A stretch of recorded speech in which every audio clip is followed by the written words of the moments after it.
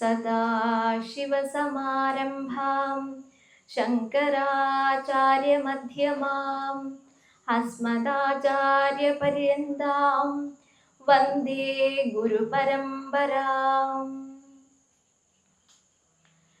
എല്ലാവർക്കും നമസ്കാരം. ഇന്ന് നമ്മുടെ പ്രതിമാസ പ്രഭാഷണ പരമ്പരയിലെ മൂന്നാമത്തെ ഒരു അധ്യായമാണ് ഇന്ന് നടക്കാൻ പോകുന്നത്. അപ്പം നമ്മൾ രാമായണമാണ് ചർച്ച ചെയ്തുകൊണ്ടിരിക്കുന്നത്. അപ്പം കഴിഞ്ഞ ദിവസം വിശ്വാമിത്ര മഹർഷിയുടെ കൂടെ താടകാവനത്തിലെത്തി താടകയെ വധിക്കുന്നത് വരെയാണ് നമ്മളുടെ ആ ഒരു സന്ദർഭം കടന്നു പോയിട്ടുള്ളത്. അപ്പോൾ കഥ നമുക്കറിയാം. കഥയുടെ ഒരു താത്വികമായിട്ടുള്ള ഒരു അവലോകനത്തിലൂടെയാണ് നമ്മൾ കടന്നുപോയിക്കൊണ്ടിരിക്കുന്നത് എന്ന് എല്ലാവരും ഓർക്കുമല്ലോ.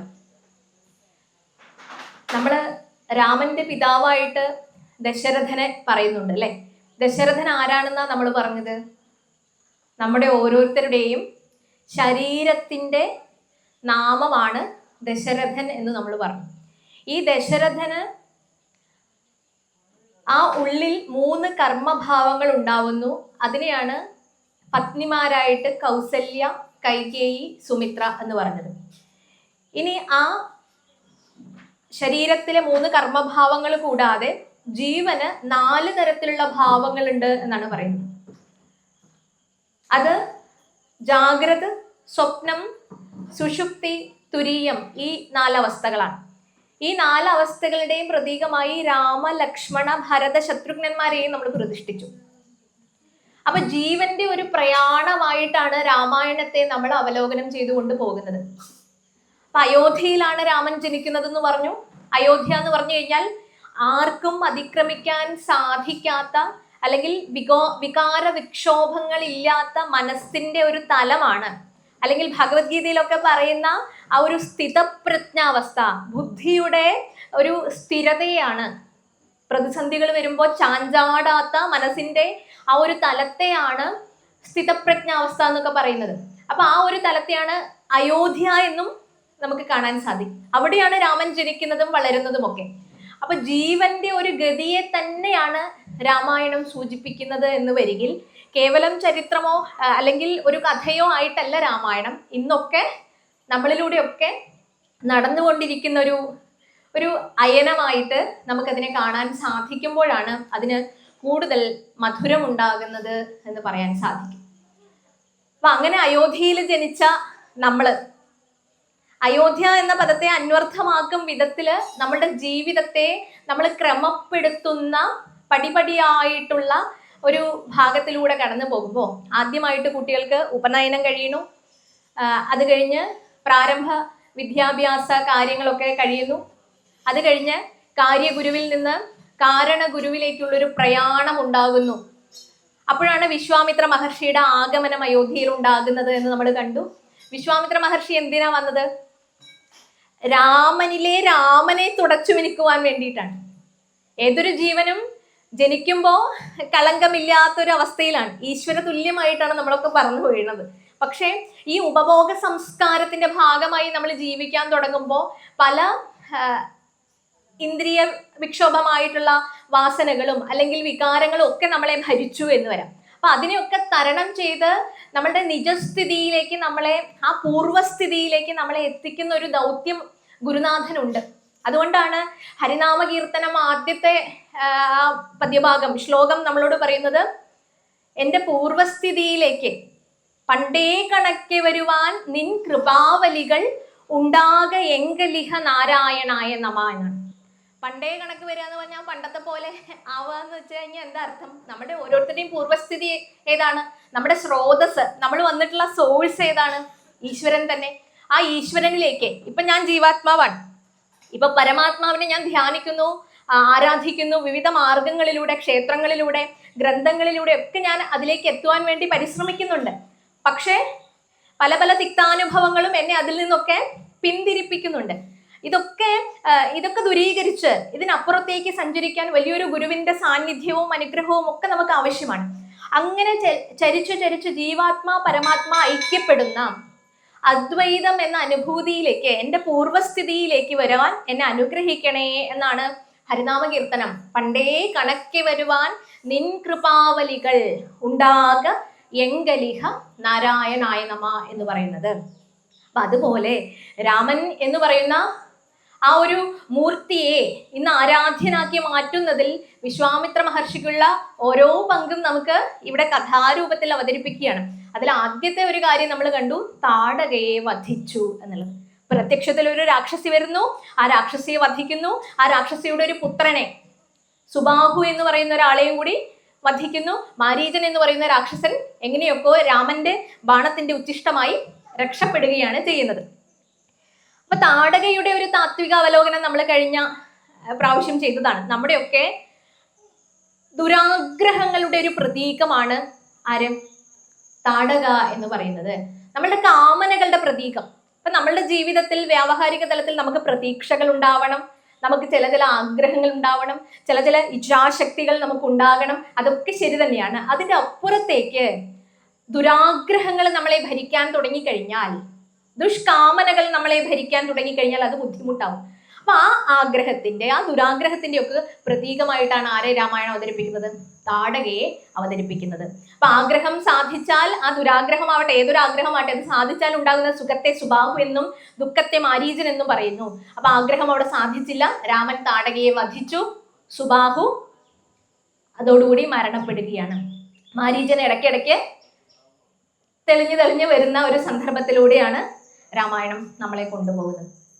അങ്ങനെ കുട്ടികളെ പ്രകൃതിയിലെ പല പാഠങ്ങളും ഗ്രഹിപ്പിച്ച് മഹർഷി ഇങ്ങനെ യാത്ര തുടരുകയാണ്. ഓരോരോ കഥകൾ പറഞ്ഞു കൊടുക്കുന്നുണ്ട്. അപ്പൊ നമ്മൾ കഴിഞ്ഞ അധ്യായത്തിൽ ചർച്ച ചെയ്ത ഗംഗയെ ഭഗീരഥൻ പ്രയത്നം ചെയ്ത് ഭൂമിയിലേക്ക്, തപസ് ചെയ്ത് ഭൂമിയിലേക്ക് കൊണ്ടുവന്നിടത്താണ് നമ്മളന്ന് അന്നത്തെ ഒരു പ്രഭാഷണം അവസാനിപ്പിച്ചത്. ഇനി ഇതിലൂടെ നമ്മൾ ചെയ്യുന്ന ഒരു കാര്യം, അടുത്ത രാമന്റെ ഒരു പ്രയാണം എന്ന് പറയുന്നത് സിദ്ധാശ്രമത്തിന്റെ ആ ഒരു പരിസരത്തിലേക്കാണ്. അവിടെയാണ് നമുക്ക് കാണാൻ കഴിയുന്ന ഒരു രഹസ്യം വിശ്വാമിത്ര മഹർഷി പറയുന്നത്.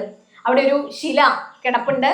വായു മാത്രം ഭക്ഷിച്ച് സംവത്സരത്തോളം കാലം ഇങ്ങനെ കിടക്കുന്ന ഒരു ശില കാണിച്ചു കൊടുത്തുകൊണ്ട് ശ്രീരാമനോട് വിശ്വാമിത്ര മഹർഷി പറയുന്നത് എന്താ? അല്ലയോ രാമ, നിന്റെ പാദങ്ങൾ ആ ശിലയിൽ സ്പർശിച്ചാലും എന്നാണ് പറയുന്നത്.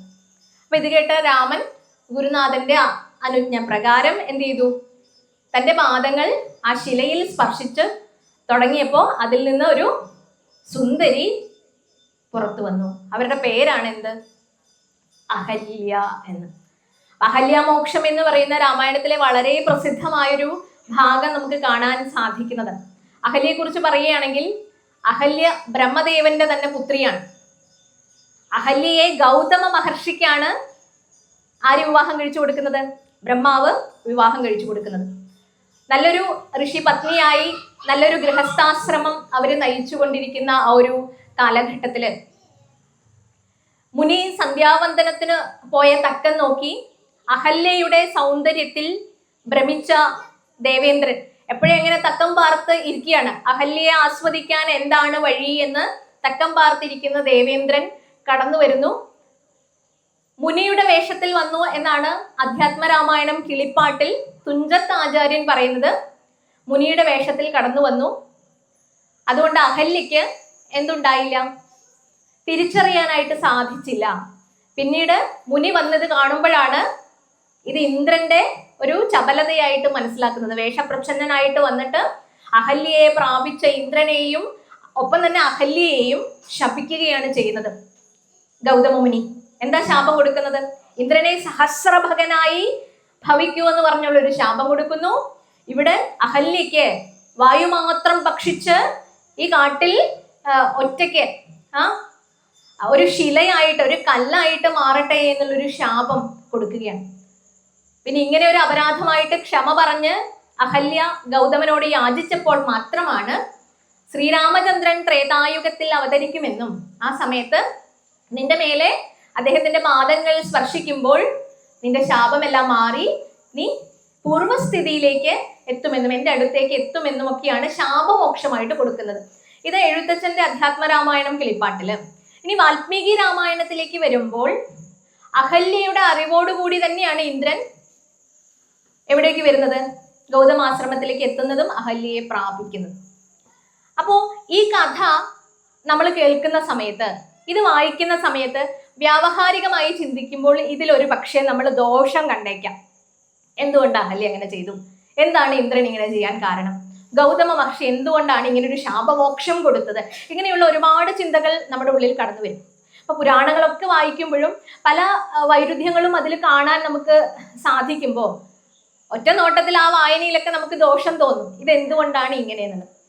നമ്മുടെയൊക്കെ സനാതന ധർമ്മ തത്വങ്ങൾ എന്ന് പറയുന്നത് ഈ കഥയിലൂടെ ഒളിപ്പിച്ചു വെച്ചിട്ടുണ്ട് എന്നാണ് പറയുന്നത്. പ്രത്യക്ഷത്തിൽ ഒരു കഥ അത് വായിച്ചുകൊണ്ട് നമുക്ക് ഒരു പക്ഷെ ഒരു നിഗമനത്തിൽ എത്താൻ സാധിക്കില്ല. അതിൽ സന്ദേശം എടുക്കുമ്പോഴാണ് യഥാർത്ഥത്തിൽ അത് ഇതിനു വേണ്ടിയിട്ടുള്ള ചരിത്ര സംഭവങ്ങളോ അല്ലെങ്കിൽ ചമച്ച കഥകളോ എന്നൊക്കെ നമുക്ക് തോന്നിപ്പോകുന്നത്. അപ്പൊ അഹല്യ മോക്ഷം പാരായണം ചെയ്യുമ്പോൾ വായിക്കുമ്പോൾ അഹല്യയെ വളരെ ശ്രേഷ്ഠമായിട്ട് കാണുന്ന നമ്മള് അഹല്യയോട് പോലും ദേഷ്യപ്പെടുന്നതായിട്ട് നമുക്ക് തോന്നും. അപ്പൊ നമ്മൾ വിചാരിക്കേണ്ടത് പരോക്ഷപ്രിയോ ദേവാഹ, ഈശ്വരന്മാര് ദേവതകള് പരോക്ഷപ്രിയരാണ്. ഒരു കാര്യം ഡയറക്റ്റ് പറയുന്നതില് വലിയ താല്പര്യമില്ല, അതിനെ പ്രത്യക്ഷത്തിൽ കൊണ്ടുവരുന്നതിനെയല്ല പരോക്ഷമായിട്ട് പറഞ്ഞ് ആരോപിക്കുമ്പോഴാണ് അവർക്ക് താല്പര്യം ഉണ്ടാകുന്നത്. അതിനിപ്പോ ഒരു ഉദാഹരണം എങ്ങനെയാ പറയാം? ഇപ്പോ കൊടിമരം, അതിലേക്ക് തന്നെ നമുക്ക് വരാം. നമ്മുടെ ഈ ഒരു ഭാഗമായിട്ട് നമുക്ക് ചിന്തിക്കാനുള്ളതാണ്. നമ്മുടെ ക്ഷേത്രങ്ങളിൽ ഉണ്ടാവുന്ന കൊടിമരം, കൊടിമരത്തിൽ 2 കയറുകൾ കണ്ടിട്ടില്ലേ? കൊടിമരം നമ്മളുടെ നട്ടെല്ലിന്റെ പ്രതീകമാണ്. അപ്പോ അതിൽ 2 കയറുകളുണ്ട്. കൊടിമരം നട്ടെല്ലായിട്ട് മാറുമ്പോൾ അതിൽ 2 കയറുകൾ നമ്മളുടെ 2 നാഡികളായിട്ടാ പറയാം. ഒന്ന് ഇടാനാഡിയും മറ്റൊന്ന് പിങ്കളാനാഡിയും. നമ്മളുടെ ഇടതുവശത്ത് ഇടാനാഡി, പിങ്കളാനാഡി വലതുവശത്ത്. അപ്പൊ ഈ നാഡിയിലൂടെ സുഷ്മനയുടെ അല്ലെങ്കിൽ കുണ്ടലിനി ശക്തിയുടെ ഉദ്ധാപനം ഉണ്ടാകുമ്പോഴാണ് ഉത്സവത്തിന് കൂറയിടലും കൊടിയേറ്റവും ഒക്കെ നടക്കുന്നു. അപ്പൊ ജീവനുമായി ബന്ധപ്പെട്ട് അകത്ത് ഋഷിമാർ ഉദ്ഘോഷിച്ച വലിയ തത്വത്തിന്റെ ആവിഷ്കാരം നടക്കുന്നതിനെ പ്രത്യക്ഷത്തിൽ ഉത്സവം നടത്തിയിട്ടൊക്കെ നമുക്ക് കാണിച്ചു തരുന്നതാണ്. അതൊരു ഡെമോൺസ്ട്രേഷനാണ് കൊടിയേറ്റം എന്ന് പറയുന്നത്. ഇത് സത്യത്തിൽ എവിടെയാണ് നടക്കുന്നത്? അകത്ത് നടക്കുന്ന ഒരു സംവിധാനമാണ്. അപ്പോ ഈ കയറുകളെ വലത്തെ നാടി ഇടത്തെ നാടി എന്ന് വിളിച്ചൂടെ? ഈ കൊടിമരത്തിന്റെ നട്ടെല്ല് എന്ന് പറഞ്ഞൂടെ? നമ്മുടെ നട്ടെല്ല് എന്ന് പറഞ്ഞൂടെ? എന്തുകൊണ്ട് പറയുന്നില്ല?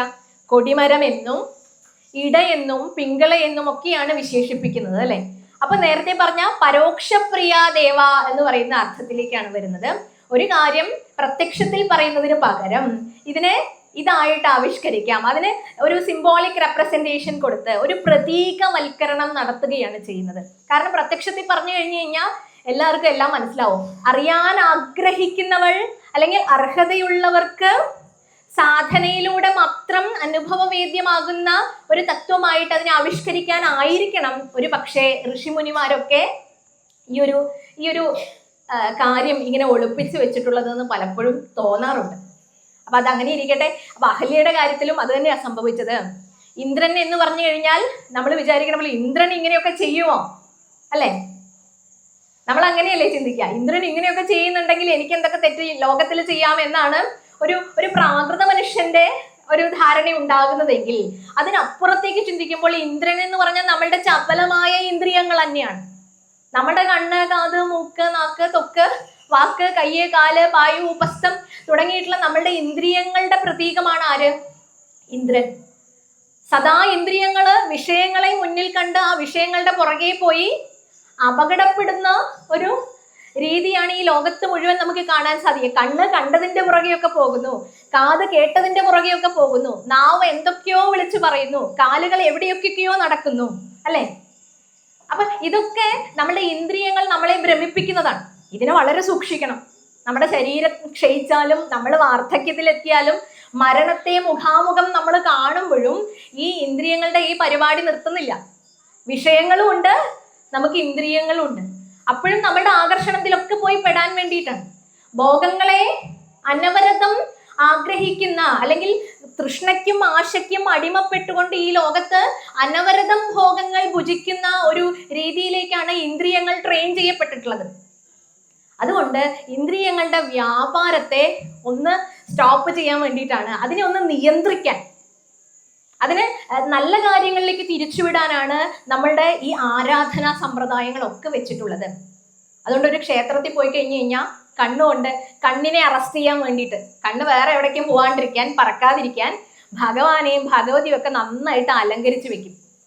അപ്പൊ നമ്മുടെ ശ്രദ്ധ, നമ്മുടെ കണ്ണിന്റെ ശ്രദ്ധ നമുക്ക് എവിടെ ഫോക്കസ് ചെയ്യാൻ പറ്റും? ആ വിഗ്രഹത്തില്. അല്ലെങ്കിൽ അത്രയും ഭംഗിയുള്ള, മറ്റൊന്നും അത്രയും ഭംഗി ഉണ്ടാവില്ല, അതുല്യമായിട്ടുള്ള അലങ്കാരമായിരിക്കും ചെയ്തിട്ടുണ്ടാവുക. അപ്പൊ അതിലേക്ക് തന്നെ ശ്രദ്ധ. പൂജാമുറിയിൽ നിന്ന് നാമം ജപിക്കുമ്പോഴാണ് അടുക്കളയിൽ അമ്മ കടുക് പൊട്ടിക്കുകയോ മുളക് പൊട്ടിക്കുകയോ ചെയ്ത് കഴിഞ്ഞാൽ മൂക്ക് നമ്മുടെ ഇവിടെ തന്നെ മുഖത്തിരിക്കുന്നെങ്കിലും മൂക്ക് എങ്ങോട്ട് പോവും? അടുക്കളയിലേക്ക് പോവാൻ സാധ്യതയുണ്ട്. അപ്പൊ ക്ഷേത്രത്തിൽ വരുമ്പോ അതിനെ അറസ്റ്റ് ചെയ്ത് വെക്കാനാണ് ഈ സുഗന്ധ ദ്രവ്യങ്ങൾ, ഈ ചന്ദനത്തിരി പോലുള്ള അല്ലെ സുഗന്ധം പരത്തുന്ന ധൂപം ഒക്കെ അവിടെ സൃഷ്ടിക്കുന്നത്. അപ്പോൾ അതില് ഒരു ഭവ്യമായിട്ടുള്ള അനുഭൂതി ഉണ്ടായി നമ്മുടെ മനസ്സ് എവിടെ സമർപ്പിക്കട്ടെ? ഭഗവാനിൽ സമർപ്പിക്കട്ടെ. കാതില് നല്ല കാര്യങ്ങൾ കേൾക്കാൻ വേണ്ടിയിട്ടാണ് അവിടെയുള്ള ഭജനയും കീർത്തനങ്ങളും നാമജപവും ഒക്കെ. നാവിനെയും കാതിനെയും ഒക്കെ ഒന്ന് ഭഗവാനിൽ തന്നെ ശ്രദ്ധിക്കാൻ വേണ്ടിയിട്ടാണ് ഇങ്ങനെ വെച്ചിരിക്കുന്നത്. അപ്പൊ നമ്മളുടെ പഞ്ചേന്ദ്രിയ സ്ഥാനം എന്ന് പറയുന്നത് മുഖം തന്നെയാണ്. പഞ്ചേന്ദ്രിയങ്ങളും കണ്ണ്, കാത്, മൂക്ക്, നാക്ക്, ത്വക്ക് വലിയ ഇന്ദ്രിയാണ്. ഏറ്റവും വലിയ ഇന്ദ്രിയം സ്പർശനേന്ദ്രിയമാണ്. അപ്പൊ അതെല്ലായിടത്തും ഉണ്ട്. അപ്പൊ പഞ്ചേന്ദ്രിയ സ്ഥാനം മുഖമാണ്. അപ്പൊ അതിനെ ലക്ഷ്യമാക്കി നിൽക്കുന്ന സമയത്ത് ഇതിനെ സമർപ്പിതമാകുന്ന രീതിയിലാണ് നമ്മുടെ ആരാധനാ സമ്പ്രദായങ്ങളൊക്കെ കേന്ദ്രീകരിച്ചിട്ടുള്ളത്. നമ്മുടെ ശാന്തി പാഠങ്ങളൊക്കെ ഇപ്പൊ ഭദ്രം കർണേഭി ശൃണുയാമദേവ, എന്റെ കാത് ഭദ്രമായതിനെ കേൾക്കട്ടെ, ഭദ്രം പശ്യേമാക്ഷപിറിയചത്ര, എന്റെ കണ്ണ് ഭദ്രമായതിനെ കാണട്ടെ. പലതും കാണും ഈ ലോകത്ത്, പലതും കേൾക്കും ഈ ലോകത്ത്. അതിൽ നിന്ന് ഭദ്രമായതിനെ മാത്രം അരിച്ചെടുക്കാൻ നമുക്ക് നമ്മുടെ കണ്ണുകൾക്കും കാതുകൾക്കും ഒക്കെ സാധിക്കട്ടെ എന്നുള്ള പ്രാർത്ഥനയോടുകൂടിയാണ് നമ്മളുടെ ഓരോ ദിവസങ്ങളും തുടങ്ങുന്നത്, അല്ലെങ്കിൽ തുടങ്ങേണ്ടത് എന്നർത്ഥം. അപ്പോ ഇന്ദ്രൻ എന്ന് പറഞ്ഞാൽ നമ്മളുടെ ചപലമായ വാസനകളുടെയും വിഷയങ്ങളുടെയും പുറകെ പോകുന്ന ഇന്ദ്രിയങ്ങളുടെ പേരാണ് നമ്മൾ ആദ്യം മനസ്സിലാക്കണം. ഇനി അഹല്യ എന്ന് പറയുമ്പോഴാണ് അവിടെ അതിനെ താത്വികമായിട്ട് പറയുമ്പോ ഹലം എന്ന് പറഞ്ഞു കഴിഞ്ഞാൽ എന്താണെന്നറിയോ? ഹലം കേട്ടിട്ടുണ്ടോ? കലപ്പ എന്നാണ് പറയുന്നത്. ഹല്യം എന്ന് പറഞ്ഞു കഴിഞ്ഞാൽ കലപ്പ പ്രവേശിക്കുന്ന സ്ഥലം. കലപ്പ പ്രവേശിക്കുന്ന സ്ഥലം എങ്ങനെയുള്ള സ്ഥലമായിരിക്കും? ഇപ്പൊ പണ്ടുള്ള കൃഷിഭൂമിയില് ഈ കലപ്പയും കാളയും ഒക്കെ ഉപയോഗിച്ചിട്ടാണ് അതിനെ ഉഴുതുമറിക്കുന്നത്. അപ്പൊ കലപ്പ ഒരു സ്ഥലത്ത് പ്രവേശിക്കണമെങ്കിൽ അത് എങ്ങനെയുള്ള ഭൂമിയായിരിക്കണം? വരണ്ട ഭൂമിയായിരിക്കണോ അതോ നീർവാർച്ചയുള്ള മണ്ണായിരിക്കണോ? അതിൽ നീര് വേണം, ജലം വേണം. ജലം ഉണ്ടെങ്കിലേ കലപ്പ അതിൽ കൂടെ പ്രവേശിച്ച് അതിനെ മുഴുവൻ ഉഴുതുമറിക്കാൻ സാധിക്കുകയുള്ളൂ. അപ്പൊ ഹല്യം എന്ന് പറഞ്ഞാൽ കലപ്പ പ്രവേശിക്കുന്ന സ്ഥലം. അഹല്യ എന്ന് പറഞ്ഞു കഴിഞ്ഞാൽ അർത്ഥം കലപ്പ പ്രവേശിക്കാത്ത സ്ഥലം. അപ്പൊ കലപ്പ പ്രവേശിക്കാത്ത ഇടത്തെ ഡ്രൈ ആയിട്ടുള്ള വരണ്ടുണങ്ങിയ കൃഷിക്ക് യോഗ്യമല്ലാത്ത ഭൂമിക്ക് പേര് അഹല്യ അല്ലെ? അപ്പൊ അവിടെ കൃഷി യോഗ്യമാക്കി മാറ്റണമെങ്കിൽ, അതിനെ നല്ലൊരു ക്ഷേത്രമാക്കി മാറ്റണമെങ്കിൽ മഴ വേണം, വെള്ളം വേണം. എന്നാലേ അത് കൃഷിക്ക് അനുയോജ്യമായിട്ട് മാറുള്ളൂ. അതിന് പൂർവിക കാലത്ത് മഴയുടെ ദേവനായിട്ട് ആരാധിച്ചിരുന്നത് ആരെയാണ്? ഇന്ദ്രനെയാണ്. ഇന്ദ്രനാണ് മഴയുടെ അധിപതി എന്നുള്ളത്. അപ്പോ ഇന്ദ്രൻ അഹല്യ പ്രാപ്തി എന്ന് പറയുന്നത് ഈ ഒരു ചരിത്ര പശ്ചാത്തലമോ ഇതൊരു കഥയോ ഇതിലേക്ക് പ്രവേശിക്കുമ്പോൾ നമ്മൾ മനസ്സിലാക്കേണ്ട ഒരു വിഷയം എന്ന് പറയുന്നത് ഒരു വരണ്ടുണങ്ങിയിട്ടുള്ള ഭൂമിയെ കൃഷിക്ക് യോഗ്യമാക്കിയിട്ടുള്ള അനിവാര്യമായിട്ടുള്ള ഒരു ഭൂമിയാക്കി മാറ്റുക എന്നുള്ളതാണ്. അപ്പൊ രാമനെ കൊണ്ട് രാമന്റെ പാദങ്ങൾ ആ ശിലയിലേക്ക് വെക്കൂ എന്ന് പറഞ്ഞുകൊണ്ട് മഹർഷി പറയുന്ന ഒരു രംഗത്തിലേക്ക് പ്രവേശിച്ചാൽ അതിൽ നിന്ന് നമുക്ക് എന്താ മനസ്സിലാക്കാൻ സാധിക്കുന്നത്? രാമൻ പാദം സ്പർശിക്കുമ്പോൾ തന്നെ ഒരു സുന്ദരി ഉയർന്നു വരുന്നു എന്ന് പറഞ്ഞു കഴിഞ്ഞാൽ നമ്മളുടെയൊക്കെ ആധ്യാത്മിക ശക്തി ഇതുപോലെ കല്ലായിട്ട് കിടക്കണം. അഹല്യയെ പോലെ എത്രയോ കാലങ്ങളായി 84 ലക്ഷത്തിൽ പരം ജന്മങ്ങൾ കഴിഞ്ഞിട്ടാണ് അത്ര ഒരു മനുഷ്യജന്മം ലഭിക്കുന്നത്. ഭാഗവതം പറയുന്നതാണ്. നിരവധി യോനികളിൽ ഈച്ചയായും പൂച്ചയായും പട്ടിയായും ഒക്കെ ജനിച്ചു മരിച്ച് ഈ പ്രകൃതിയുടെ ഈ ജനന മരണ ചക്രത്തിൽ കറങ്ങിയിട്ടാണ് ഇപ്പൊ നമുക്ക് ഈശ്വരാനുഗ്രഹം കൊണ്ട് ഈ പ്രപഞ്ചത്തിന് അതീതമായ ശക്തിയെ കണ്ടെത്തുവാനുള്ള ആ ഒരു വിശേഷ ബുദ്ധി എന്നൊക്കെ പറയുന്ന ഒരു സംഗതി ലഭിച്ചിട്ടുള്ളത്. പക്ഷെ വിശേഷ ബുദ്ധി ഉണ്ടെന്ന് മനുഷ്യൻ അഭിമാനിക്കുകയല്ലാതെ അതിനെ വേണ്ടുന്ന വിധത്തിൽ ഉപയോഗിക്കുക കൂടി ചെയ്യുന്നില്ല. അപ്പോഴും ഊർധ്വഗതിയിലേക്ക് പോകാതെ അധോഗതിയിലേക്ക് പ്രവേശിക്കുന്ന മനുഷ്യരെ നമ്മൾ കാണാറുണ്ട്. മൃഗങ്ങൾ പോലും ഇത്തരത്തിൽ സംസ്കാരശൂന്യരായിട്ട് മാറുമോ എന്ന സംശയത്തിൽ ജീവിക്കുന്ന ആളുകളുണ്ട്. നമ്മുടെ പ്രാരബ്ധപ്പടി ഇങ്ങനെയൊക്കെ നടക്കുകയാണ്. അപ്പൊ നമ്മൾ എത്രയോ ഭാഗ്യവാന്മാരാണ്. ഇത്തരത്തിലുള്ള സത്സംഗത്തിലും രാമായണ പാരായണത്തിലും ക്ഷേത്ര ദർശനത്തിലേക്കൊക്കെ നമ്മൾ എത്തിപ്പെട്ടു എന്നുള്ളത്. അപ്പോൾ അതുകൊണ്ട് മാത്രമായില്ല, സ്വാധ്യായം കൂടി ചെയ്ത് നമ്മളിലുള്ള ഈ അഹല്യയ്ക്ക് മോക്ഷം കൊടുക്കാൻ നമ്മൾ തയ്യാറാവണം. നമ്മളിലെ അഹല്യ ആരാണ്? വർഷങ്ങളായി മൂടിക്കിടക്കുന്ന, കല്ല് പോലെ ഉറഞ്ഞു കിടക്കുന്ന ഒരു ആധ്യാത്മിക ശക്തി നമ്മളിൽ ഏവർക്കുമുണ്ട്. അതാണ് നേരത്തെ പറഞ്ഞ നമ്മളുടെ നട്ടെല്ലിന്റെ അടിഭാഗത്തിരിക്കുന്ന കുണ്ടലിനി ശക്തി എന്ന് തന്ത്രശാസ്ത്രം പറയും. കുണ്ടലിനി ഉദ്ധാപനം എന്നാണ്. ഇപ്പൊ ക്ഷേത്രത്തിൽ ഉത്സവം നടക്കുമ്പോൾ നമ്മൾ നേരത്തെ പറഞ്ഞ കൊടിയേറ്റം, ഈ കൊടിയേറ്റത്തിൽ ഈ കൊടിക്കൂറ എന്ന് പറയുന്നത് ഊർധ്വമുഖിയായി ഇങ്ങനെ പോവുകയാണ് അല്ലെ. ഒരു ക്ഷേത്രത്തിൽ ഉത്സവ പ്രകാരമുള്ള ഒരു കൊടിയേറ്റം നടക്കുന്ന സമയത്ത് ദേവിയുടെ അല്ലെങ്കിൽ അതാത് ദേവത, ക്ഷേത്ര ദേവത ആരാണോ ആ ദേവതയുടെ ചൈതന്യമാണ് ഈ കൊടിക്കൂറയിലൂടെ മുകളിലേക്ക് പോയി ഈ ധ്വജസ്തംഭത്തിന് മുകളിൽ ദേവിയുടെ അല്ലെങ്കിൽ ദേവന്റെ വാഹനം അവിടെ ഉണ്ടാവും. ആ വാഹനത്തിലൂടെ ദേശാന്തരം ഈ പ്രജകളെ കാണാൻ ഒരു രാജാവ് അല്ലെ, നമ്മളെ ക്ഷേമങ്ങളെ നടപ്പിലാക്കുന്ന ഒരു രാജാവിനെ പോലെ നമ്മളെ ക്ഷേമമൊക്കെ അന്വേഷിക്കാൻ കൊടിയേറ്റം കഴിഞ്ഞ 7ാമത്തെ ദിവസം ഉത്സവം അല്ലെ. അപ്പൊ അത് ഗംഭീരമായിട്ട് ഈ ഒരു ആധ്യാത്മിക തത്വം ഒളിപ്പിച്ചു വെച്ചിട്ടുള്ളൊരു ചടങ്ങാണ്. ഇത് ഉള്ളിൽ നടക്കുന്നു. അപ്പൊ നമ്മളുടെ കുണ്ടലിനി ശക്തി, നമ്മുടെ ആധ്യാത്മിക ശക്തി ഒരു പാറ പോലെ, അഹല്യയെ പോലെ മോക്ഷം കിട്ടാതെ കല്ല് പോലെ ഇങ്ങനെ ഉറഞ്ഞുകൂടി കിടക്കുകയാണ്. അപ്പൊ രാമന്റെ ഉള്ളിലുള്ള ആധ്യാത്മിക ശക്തിയും ഇങ്ങനെ പാറ പോലെ ഉറച്ചതായിരുന്നു. അപ്പൊ വിശ്വാമിത്ര മഹർഷിയുടെ അനുഗ്രഹത്തോടു കൂടി രാമൻ ആധ്യാത്മിക ഭാവത്തെ തട്ടി ഉണർത്തി എന്ന് വേണം നമ്മൾ ഇതൊന്ന് മനസ്സിലാക്കാൻ. പ്രത്യക്ഷത്തിൽ സുന്ദരിയായ ഒരു സ്ത്രീയെ കല്ലിൽ നിന്നും ജനിപ്പിക്കുന്നുണ്ട്.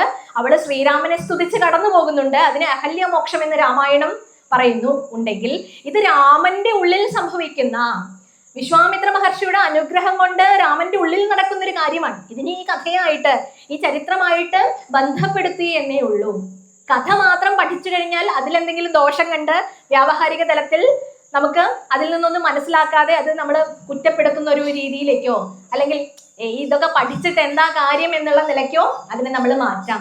മറിച്ച് അതിലെ ഈ ഒരു ആധ്യാത്മിക സന്ദേശമാണ് നമ്മൾ ഉൾക്കൊള്ളുന്നതെങ്കിൽ അതാണ് നമ്മളെ സംബന്ധിച്ച് കൂടുതൽ അർത്ഥവത്താകുന്നത്. അപ്പോൾ കലപ്പ പ്രവേശിക്കുന്ന കൃഷിഭൂമിയായിട്ട് അഹല്യയ്ക്ക് മോക്ഷം കിട്ടി എന്ന് പറഞ്ഞു കഴിഞ്ഞാൽ ഈ പ്രകൃതിയെ കൂടാതെ ഒരു മനുഷ്യനില്ല. നമ്മുടെ സമ്പദ് വ്യവസ്ഥയുടെ, പ്രത്യേകിച്ച് ഭാരതത്തിന്റെ സമ്പദ് വ്യവസ്ഥയുടെ അടിസ്ഥാനം എന്ന് പറയുന്നത് കൃഷി തന്നെയാണ് അല്ലെ. അപ്പൊ കൃഷിഭൂമി കൃത്യമായിട്ട് കൈകാര്യം ചെയ്യാൻ സാധിക്കുക, അതിൽ വിത്ത് വിതച്ച് അതിന്റെ വിളവ് കൊയ്തെടുത്ത് അത് തന്നെ നമ്മൾ ഭക്ഷിച്ച് നമ്മുടെ ജീവനും ഉപജീവനം, അതിലൂടെ നമ്മുടെ സംസ്കാരം, നമ്മുടെ ശീലം, നമ്മുടെ സ്വഭാവം ഒക്കെ രൂപപ്പെടുത്തുന്ന ഒരു ഭൗതിക ആധ്യാത്മിക സമ്മേളനമാണ് ഇതിലൂടെ ഒക്കെ വരച്ചു കാണിക്കുന്നത്. നമ്മളിൽ നിന്ന് അന്യമായി ഏതോ കീറാമുട്ടിയായ ഒരു വേദാന്തമോ അല്ലെങ്കിൽ നമുക്ക് പറ്റാത്ത ഒന്നുമല്ല രാമായണത്തിലുള്ളത്. നമ്മുടെ ജീവിതവുമായി ബന്ധപ്പെടുത്തുന്ന ഒരു വലിയ തത്വം തന്നെയാണ്. നമ്മൾ പഞ്ചാക്ഷരി കീർത്തനത്തിൽ ഭഗവാൻ ശിവനെ സ്മരിക്കുന്ന ഒരു ഭാഗമുണ്ട്.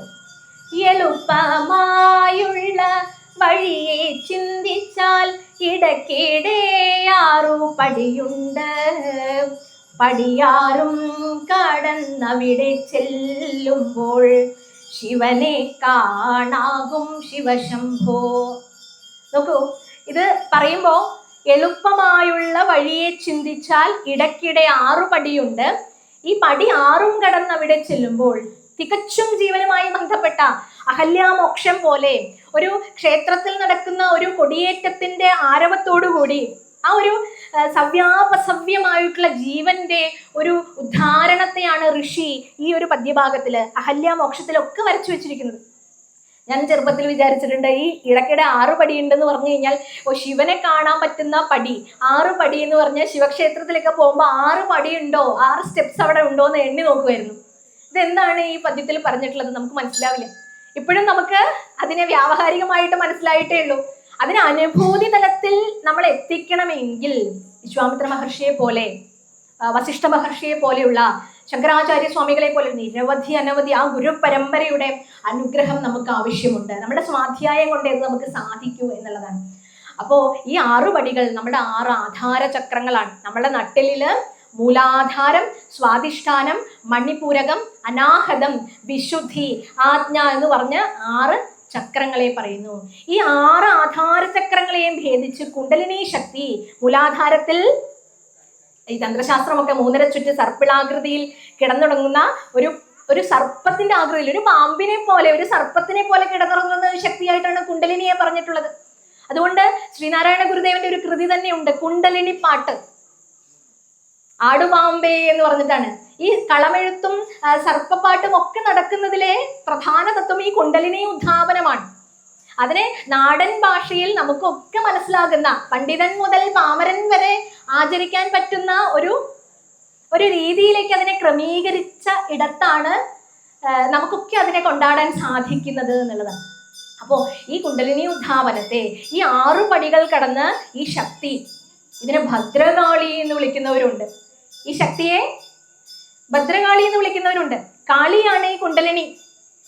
സർപ്പിളാകൃതിയിൽ കിടന്നുറങ്ങുന്ന ഒരു ആധ്യാത്മിക ശക്തി കുണ്ടലിനി എന്ന് വിളിക്കുന്നതിനെ ഭദ്രകാളി എന്ന് നമുക്ക് മനസ്സിലാക്കാൻ പറ്റും.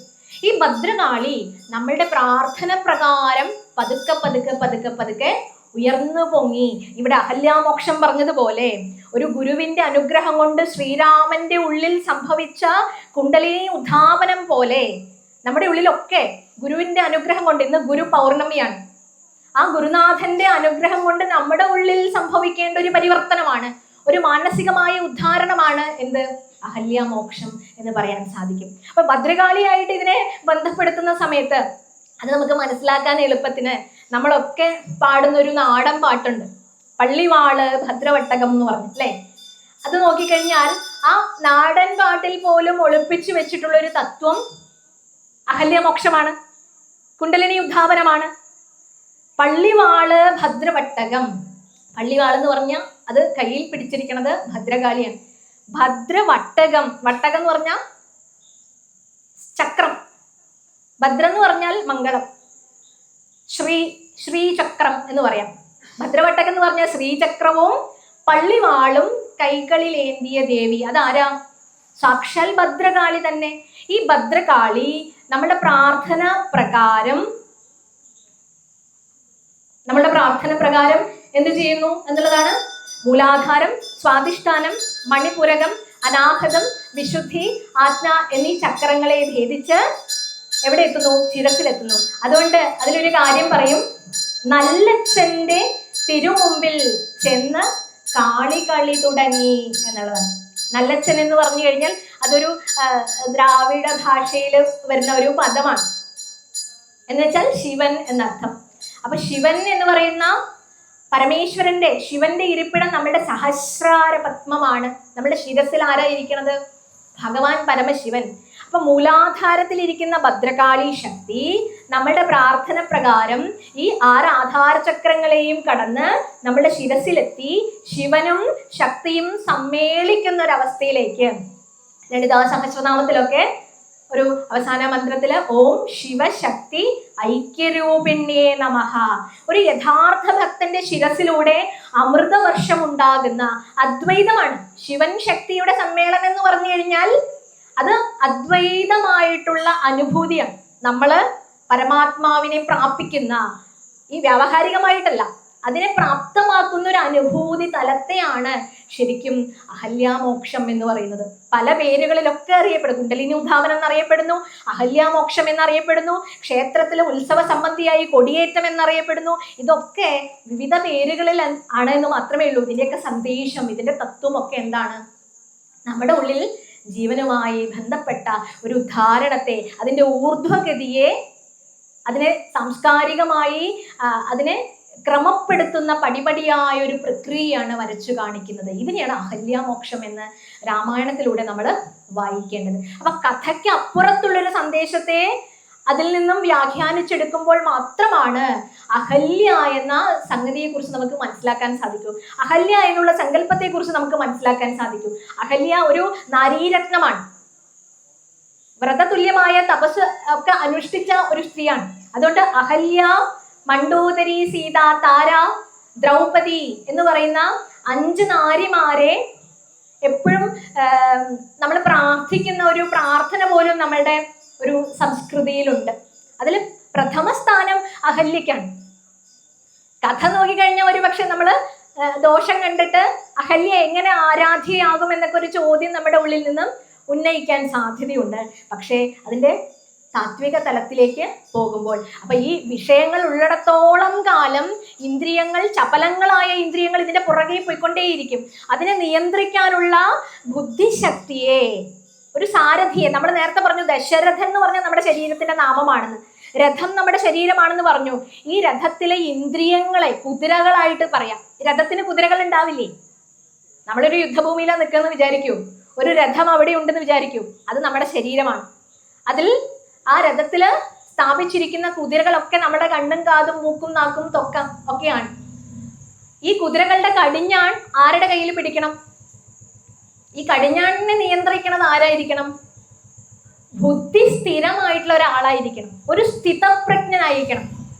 സുഖവും ദുഃഖവും ലാഭവും നഷ്ടവും അല്ലെങ്കിൽ ജീവിതത്തില് എന്ത് അസന്തുലിതാവസ്ഥ വന്നാലും ശ്രീരാമചന്ദ്രനെയൊക്കെ പോലെ സമുദ്ര ഇവ ഗംഭീരാതെന്നാ പറയാം.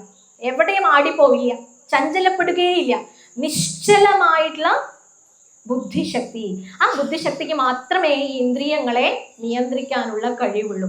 ഇതിനെ ഒരു കഥയായി താല്പര്യപ്പെടുത്തിയിട്ടാണ് ഈ പുരാണങ്ങളിലും ഇതിഹാസങ്ങളിലും ഒക്കെ ഇട്ടിട്ടുള്ളത്.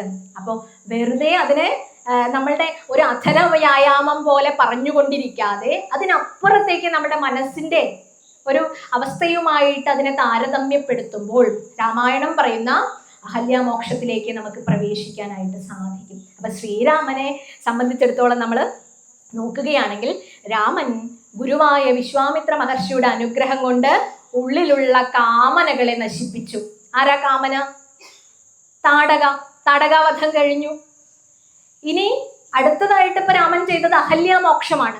കല്ലായിട്ട് കിടക്കുന്ന അഹല്യയ്ക്ക് മോക്ഷം കൊടുക്കുന്ന ഒരു അവസ്ഥയിലേക്ക് കൊണ്ടുചെന്നു.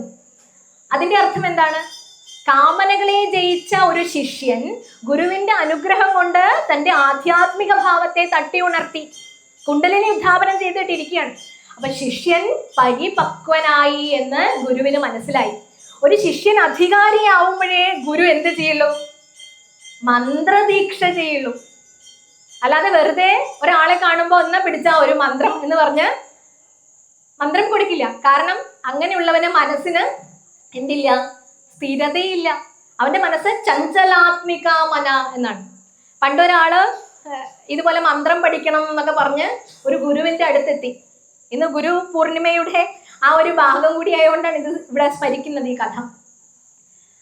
അവിടെ എത്തിയപ്പോ ഗുരുവിനെ ശുശ്രൂഷിച്ചു ഒരു 5 വർഷം. എങ്ങനെയാ ചോദിക്കുക ആ മന്ത്രം? ഗുരുവിന് വലിയ സിദ്ധികളൊക്കെ ഉണ്ട്. അപ്പൊ ഈ മന്ത്രം പഠിച്ചാൽ എനിക്കും സിദ്ധനാവാം, എനിക്കും മറ്റുള്ളവരുടെ മുമ്പില് കുറച്ച് പ്രശസ്തനാവാം എന്നൊക്കെയായിരുന്നു ഈ പാവത്തിന്റെ ആഗ്രഹം. അതൊന്നും ഗുരുവിനോട് പറഞ്ഞതേയില്ല ആദ്യ നാളുകളിൽ. അത് കഴിഞ്ഞ് കുറച്ച് ദിവസം കഴിഞ്ഞപ്പോൾ എന്തിനി ചോദിക്കാതെ പറ്റില്ല എന്നായി. അപ്പൊ ഗുരുവിനോട് പറഞ്ഞു, അല്ലയോ ഗുരുനാഥ, എന്ത് ചെയ്യണം? എനിക്ക് അങ്ങയെ സിദ്ധനാക്കി, അങ്ങ് ഏത് മന്ത്രം കൊണ്ടാണോ സിദ്ധനായത് ആ മന്ത്രം എനിക്ക് കൂടി ഉപദേശിച്ചു തന്നാലും. ഗുരു ഇത് പറഞ്ഞതും എന്ത് കൊടുത്തു? ശിഷ്യൻ അപ്പൊ തന്നെ മന്ത്രം കൊടുത്തു.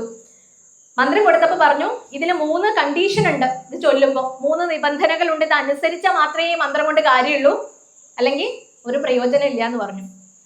അപ്പൊ ധൃതിയായി വേഗം വീട്ടിലേക്ക് പോയി ഇത് ചൊല്ലി സിദ്ധനാവാന്നാണ് ആര് വിചാരിച്ചത്? ഇനി ശുശ്രൂഷയും ഗുരുവിന്റെ അടുത്തുള്ള പഠനമൊക്കെ മതി. ഇത് കിട്ടാൻ വേണ്ടിയിട്ടാണ് ഇത്ര നാളും നിന്നിട്ടുണ്ടായിരുന്നത്. ഇത് കിട്ടിയല്ലോ. ഒരു ഗുരുദക്ഷിണ പോലെ, ഗുരുവിന് ഒരു നന്ദി വാക്ക് പോലും പറയാൻ സമയമില്ലാതെ ഓടുകയാണ്. അപ്പോഴാണ് ഗുരു പറഞ്ഞത്, ഇത് കൂടി കേട്ടിട്ട് പോകൂ. എന്തായാലും വീട്ടിലേക്ക് പോവാണല്ലോ, ഇതുകൂടി കേൾക്കൂ. 3 നിബന്ധനകളുണ്ട്. അപ്പൊ എന്തൊക്കെയാണ്? വേഗം വേഗം പറയൂ ഗുരുനാഥ. അവൻ അക്ഷമനായിട്ട് ഇരിക്കുകയാണ്. അപ്പൊ ആദ്യത്തെ നിബന്ധന പറഞ്ഞു, ഇങ്ങനെ അർദ്ധപത്മാസനത്തിലോ പത്മാസനത്തിലോ ഒക്കെ ഇരുന്നിട്ട് വേണം ഇത് ജപിച്ചു തുടങ്ങാന്ന് പറഞ്ഞു. ഓ, ഇതൊക്കെ ഞാൻ എത്ര കേട്ടിരിക്കണു, ഇങ്ങനെയൊക്കെ ചെയ്യുള്ളൂ എന്ന് പറഞ്ഞു. പിന്നെ പറഞ്ഞു, ഇത് നീ ജപിക്കണ സമയത്ത് കണ്ണടച്ചിട്ടിരുന്ന് ജപിക്കാൻ ശ്രമിക്കണം എന്ന് പറഞ്ഞു. ഓ, അതൊക്കെ ഞാൻ എന്നെ ചെയ്തോളാം എന്ന് പറഞ്ഞു. ഇനി അടുത്ത കണ്ടീഷനും കൂടി പോരട്ടെ എന്ന് പറഞ്ഞ് ധൃതി കാണിക്കുമ്പോൾ ഗുരുനാഥൻ പറഞ്ഞു, ഇത് ചൊല്ലുമ്പോൾ നീ കുരങ്ങന്മാരെ പറ്റി ചിന്തിക്കാനേ പാടില്ല എന്ന് പറഞ്ഞു. ഇത് കേട്ടതും ദേഷ്യമാണ് വന്നത്. ശിഷ്യന് നല്ല ദേഷ്യമാണ് വന്നത്. ഗുരുവിനോട് പറയും, ഞാൻ എൻ്റെ ജീവിതത്തിൽ ഇന്നേ വരെ ഒരു കുരങ്ങനെ പറ്റിയും ചിന്തിച്ചിട്ടില്ല, ഇനി ചിന്തിക്കാനും പോകുന്നില്ല. മന്ത്രം തന്നതിന് നന്ദി എന്ന് പറഞ്ഞ് ആര് പോവാണ്? ശിഷ്യൻ ഓടുകയാണ്. അപ്പൊ ഈ മന്ത്രം എത്രയുള്ളൂ? ബുദ്ധം ശരണം ഗച്ഛാമി, സംഘം ശരണം ഗച്ഛാമി, ധർമ്മം ശരണം ഗച്ഛാമി, 3 വരിയുള്ളൂ. അത് തെറ്റാതിരിക്കാൻ അത് മനഃപ്പാഠമാക്കണ്ടേ? വീട്ടിൽ പോയിട്ട് വേണ്ടേ ചൊല്ലാൻ വേണ്ടി? അത് ചൊല്ലിക്കൊണ്ടേ ഒരു കുറ്റിക്കാട്ടിലൂടെയൊക്കെ കടന്നിട്ട് വേണം ഈ ശിഷ്യന്റെ വീട്ടിലെത്താൻ വേണ്ടി. ഓടി പോവുകയാണ് ഇത് ജപിച്ച് സിദ്ധി ഉണ്ടാക്കാൻ വേണ്ടിയിട്ട്. പോകുന്ന വഴിയിൽ ഈ മന്ത്രം ജപിച്ചുകൊണ്ടേ പോവുകയാണ്. അപ്പോഴാണ് മനസ്സിൽ ഇതുവരെ വിചാരിച്ചിട്ടേ ഇല്ല ഒരു കുരങ്ങനെ പറ്റിയും. അപ്പൊ മനസ്സില് ചെറുതും വലുതും ചുവന്നതും ചുവന്ന നിറത്തിലുള്ളതും ഒക്കെ ആയിട്ടുള്ള പലതരം, തലചൊറിയുന്നതും മരം ചാടുന്നതുമായിട്ടുള്ള പലതരത്തിലുള്ള കുരങ്ങന്മാരാ മനസ്സിൽ പ്രത്യക്ഷപ്പെട്ടുകൊണ്ടിരിക്കണം. അപ്പൊ ഏതൊന്നിനെ കുറിച്ച് ചിന്തിക്കേണ്ട എന്ന് പറഞ്ഞോ, അത് തന്നെ ചിന്തിക്കുന്ന ഒരു സ്വഭാവത്തിലേക്ക് മനസ്സിന്റെ ഒരു ചപലതയാണ്. ഇപ്പോ രാമായണത്തിൽ നമുക്ക് കിഷ്കിന്ധാകാന്ഡത്തിലൊക്കെ കാണാൻ പറ്റുന്ന വാനരന്മാരൊക്കെ രാമന്റെ തന്നെ മനസ്സിന്റെ ഉള്ളിലുള്ള, നമ്മുടെ ഒക്കെ മനസ്സിന്റെ ഉള്ളിലുള്ള ചപലതകളെയാണ് എന്ത് ചെയ്യേണ്ടെന്ന് പറഞ്ഞോ അത് ചെയ്യാനൊരു ടെൻഡൻസിയിലേക്ക് നമ്മൾ മാറുന്നു എന്നുള്ളതാണ്. ഈ ചപലതകളെ ജയിക്കുന്നവന് മാത്രമാണ്